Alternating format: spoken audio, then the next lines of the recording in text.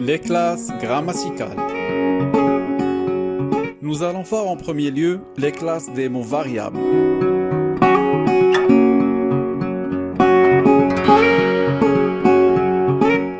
Un peu comme les êtres humains et les autres espèces, les mots aussi ont une identité.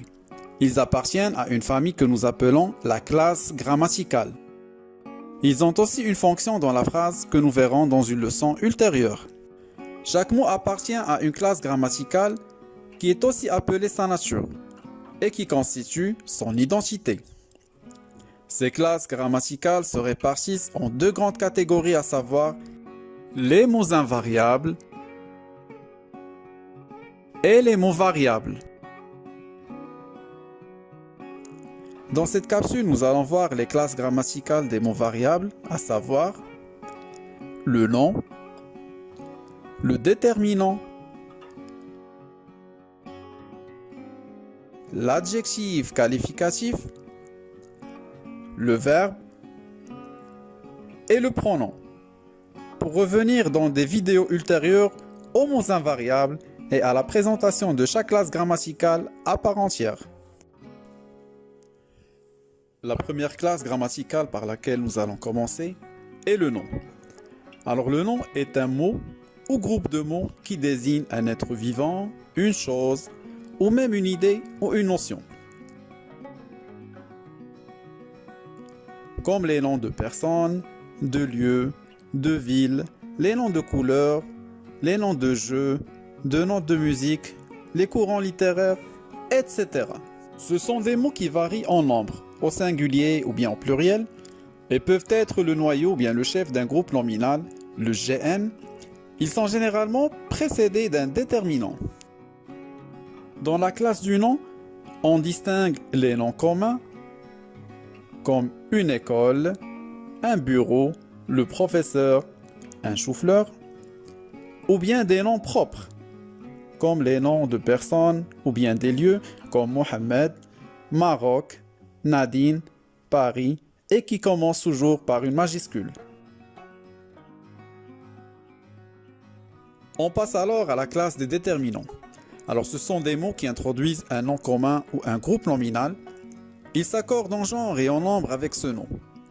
Le déterminant est généralement placé devant le nom, parfois séparé de celui-ci par un adjectif qualificatif. Les déterminants sont classés dans plusieurs catégories. On distingue alors les articles, y compris les articles définis, indéfinis, partitifs ou même contractés, par exemple le, la, les, des, au, du, etc. On trouve également les déterminants interrogatifs qui s'emploient dans les phrases interrogatives, directes ou indirectes.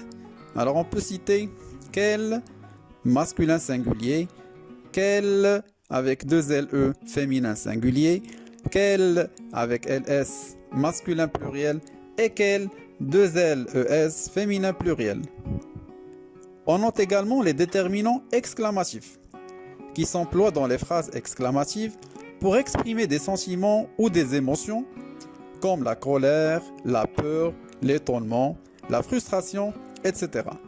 On cite également quel masculin singulier, quel féminin singulier, quel masculin pluriel et quel féminin pluriel.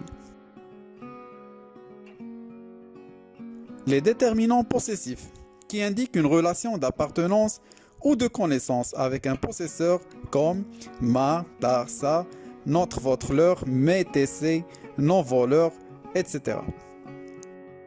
Les déterminants démonstratifs qui permettent de montrer de façon précise la personne, l'animal ou la chose dont on parle, comme ce, cette, c'est, et ainsi de suite. Les déterminants indéfinis. Cette catégorie inclut une variation de mots qui indique une quantité non chiffrée ou une évocation vague de personnes ou de choses. Nous citons aucun, nul, plusieurs, certains, etc. Et enfin, les déterminants numéros cardinaux qui servent à préciser le nombre de personnes ou de choses comme 5, 3, 60, 19, etc. On passe maintenant à la classe des adjectifs qualificatifs. Ce sont des mots qui varient en genre et en nombre. Ils indiquent une qualité, une particularité du nom auquel ils se rapportent. En principe, ils suivent le nom, mais ils peuvent parfois le précéder aussi. Un même nom peut être accompagné de plusieurs adjectifs qualificatifs. Comme exemple, nous allons prendre les phrases suivantes. Une magnifique école. Dans cette phrase, l'adjectif qualificatif magnifique précède le nom école et le qualifie. Une belle grande porte verte. Cette phrase comporte trois adjectifs qualificatifs, à savoir belle et grande qui précède le nom commun porte, noyau de la phrase, et verte qui le suit. Et les trois adjectifs s'accordent en genre et en nombre avec le nom. Mes parents sont gentils. Gentil est un adjectif qualificatif attribut du groupe nominal sujet mes parents qu'il qualifie et s'accorde avec lui en genre et en nombre. Cette femme semble heureuse. Alors heureuse ici est un adjectif qualificatif attribut du groupe nominal cette femme vu qu'il suit un verbe d'état. Alors il qualifie ce groupe nominal et s'accorde avec lui en genre et en nombre. Le verbe est la quatrième classe grammaticale que nous allons aborder aujourd'hui. Alors le verbe se présente à l'infinitif en trois groupes et exprime l'état du sujet ou une action réalisée par le sujet. Alors conjugué, il possède un radical et de nombreuses terminaisons. Il se conjugue de plusieurs manières selon son groupe, sa personne, son mode et son ton. Alors ces différentes formes sont appelées des formes conjuguées. Donc après avoir vu la définition du verbe, nous allons voir ensemble quelques exemples. Alors on va prendre la première phrase, cette école est vraiment magnifique. Alors ici le verbe être est conjugué à la troisième personne du singulier et s'accorde avec le groupe nominal sujet cette école, bien sûr son sujet. La deuxième phrase, Mohamed Riyad épluche une pomme. Ici le verbe éplucher est conjugué à la troisième personne du singulier et s'accorde avec son sujet Mohamed Riyad. La troisième phrase, Riyad et Siraj jouent à la balançoire. On constate bien que le verbe jouer est conjugué à la troisième personne du pluriel et qu'on a accordé avec le sujet pluriel Riyad et Siraj. Et enfin, on va prendre l'exemple. Le Maroc avait gagné sa bataille contre le Covid-19. Alors ici, avait gagné est la forme composée du verbe gagner. Ici, le verbe est conjugué au plus que parfait et conjugué également à la troisième personne du singulier puisqu'on l'a accordé avec son sujet, le Maroc. La dernière classe grammaticale que nous allons aborder est la classe des pronoms. Alors le pronom est un mot qui remplace un nom ou un groupe nominal, souvent pour éviter les répétitions, et peut donc assumer toutes ses fonctions grammaticales. Puisqu'un pronom remplace un nom, il ne peut pas figurer à côté de lui.